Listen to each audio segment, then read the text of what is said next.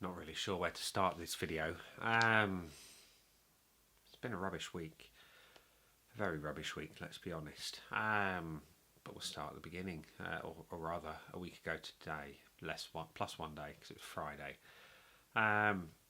You may or may not know, I had unfortunately been the operative, a dog, and her name was Kaya. We've had her since she was a puppy. Tiny puppy. We bought her. She was just old enough to leave her mum, and we got her when my son was knocking on for 6 months old. We got her so they could grow up together, so he could have a friend. And a week ago today, she passed away.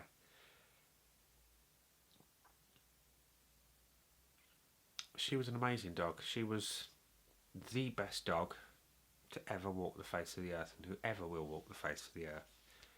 She was a Staffordshire Bull Terrier, and like I say, her name was Kaya. My wife named her. I don't know why she chose the name Kaya, but she did. It fitted. It's a delicate name for an otherwise delicate dog. You know, she was not your typical Stafford. She was full of energy as a puppy, you know, like any puppy would be. You know, she loved playing in the garden and going for walks over the fields and playing with a ball, chasing sticks, chasing other dogs, you know, in a friendly, playful way. And she grew up with Josh, my son, who you've seen on a couple of videos here and there as my able-bodied assistant. She caused a little bit of chaos when she went through her chewing phase. She chewed through my wife's laptop charger, she chewed through several trainers and chewed the arm off of one of her favourite tops. But all of that is forgiven because she was an amazing dog. She was the kindest, friendliest, and one of the quietest dogs you'll ever meet. You barely ever heard her bark. In fact, probably in the first 10 years of her life, the only time she ever barked was when there were horses on television. Well, there was an old Pets at Home advert that used to come on, and there was someone kind of doing an imitation of panting. She'd bark at that, but it was few and far between. And occasionally, you know, when she was facing the window in the living room and someone dared to walk past, she might bark then. But when she hit 10 years old, you barely ever heard a peep from her. Anyway, she, like I say, was over 15 years old.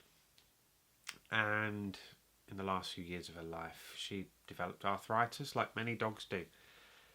And she found it difficult to walk.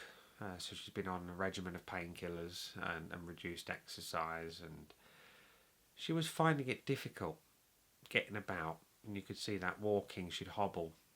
She'd start to fall over. But we did everything we could to keep her pain free. You know, no vet bill was too much. She was worth everything. I would bankrupt myself for her. And that's not even joking. I would. And you know, the last, I'd say, 3 months of her life, she started going downhill a little bit more. She'd had some grand mal seizures, which were frighteningly unpleasant for us to observe, and I dread to think what it was like for her. But before that, she started suffering with dementia, which the vets were treating with some medication to help introduce more oxygen to the brain.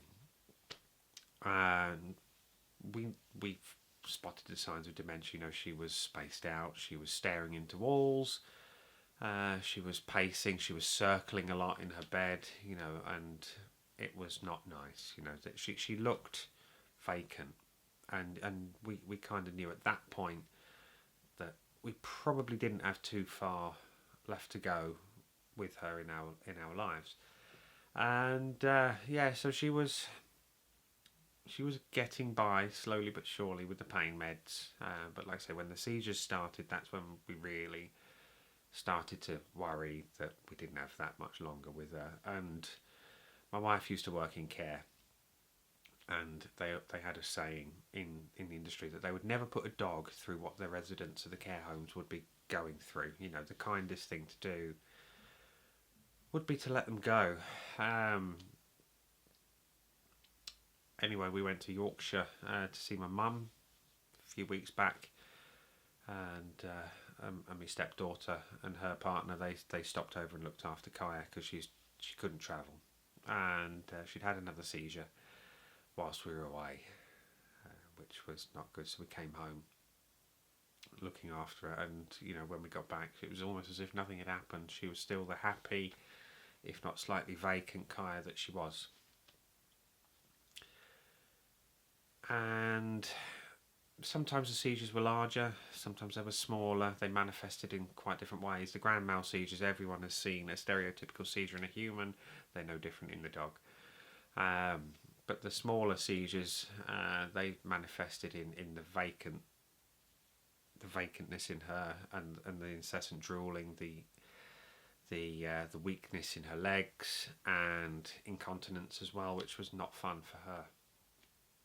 Anyway, not yesterday, but a week ago yesterday, that's when she took a big turn downhill. She had blood in her stool, which was never pleasant, so phoned the emergency vets and they said bring her down on the Saturday morning, which we did. And that's when we told her exactly what had been happening over the last few months, and that's when they said that there was nothing more they can do. Any treatment on a dog of that age would have been invasive, and she probably wouldn't have survived the surgery anyway. So they made the decision to put her to sleep while we were there. So 10 o'clock last Saturday morning,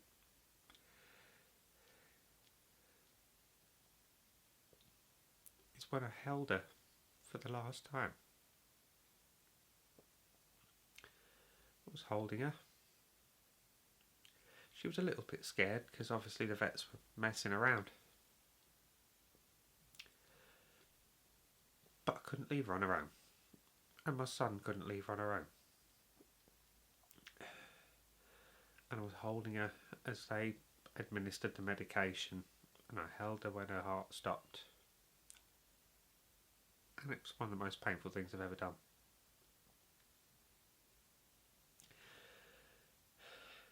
Sat with her for about an hour afterwards. I couldn't leave her. And yeah, hardest thing in the world is to let go of one of your best friends in that way. Like I say, she was a perfect dog. She was like my canine soulmate in that way, and I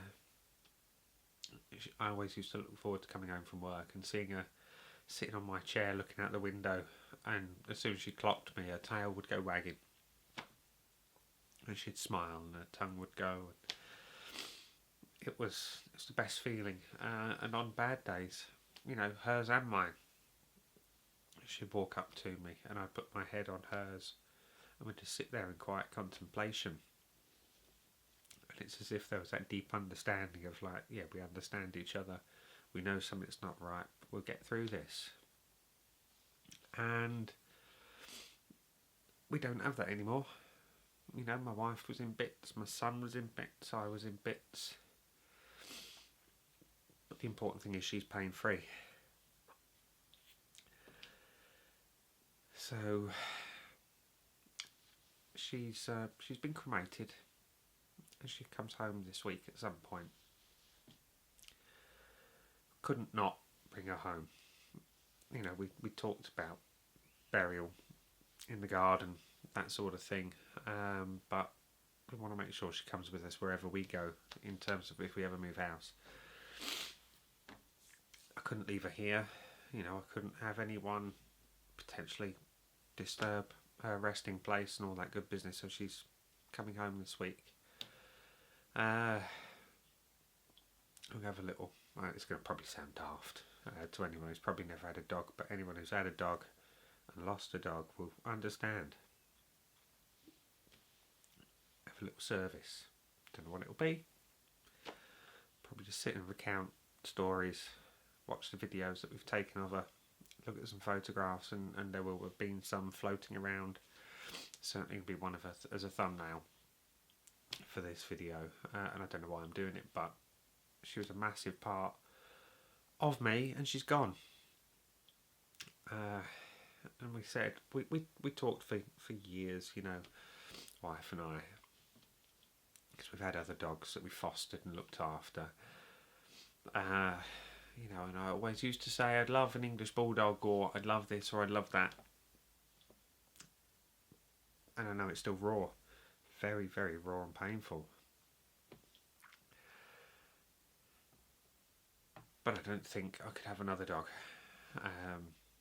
It's not because I don't love other dogs, because I do. But no one will replace her. She's irreplaceable. She was unique, one of a kind. And it wouldn't be fair to another dog, I don't think, to have her in the house. Because I would always be comparing that dog to Kaya. And they would always come up short, because they're not Kaya. So, I'm probably not going to waffle too much longer because it's hard. And you probably don't want to sit and see a 43-year-old man crying because he's lost his dog. But if you've got a dog, even if you haven't, next time you see one, give it a cuddle. Let it know that it's loved. And yeah, I hope that anyone who has a dog loves them just as much as I love my Kaya. And understand that the hardest part is not the noise, it's not the cleaning up after them, it's not the clipping the claws, it's saying goodbye at the end. And that can't be put into words. It's no different to losing my dad in a way. The loss is just as great because they're family. Remember that. I know all the adverts when I was a kid in the 80s, a dog is for life, not just for Christmas. And that is 100% true. They are family and they are for life. So yeah, if you've got a dog, if you know a dog, give it a cuddle from me. Tell it it's loved. And I'll catch you later.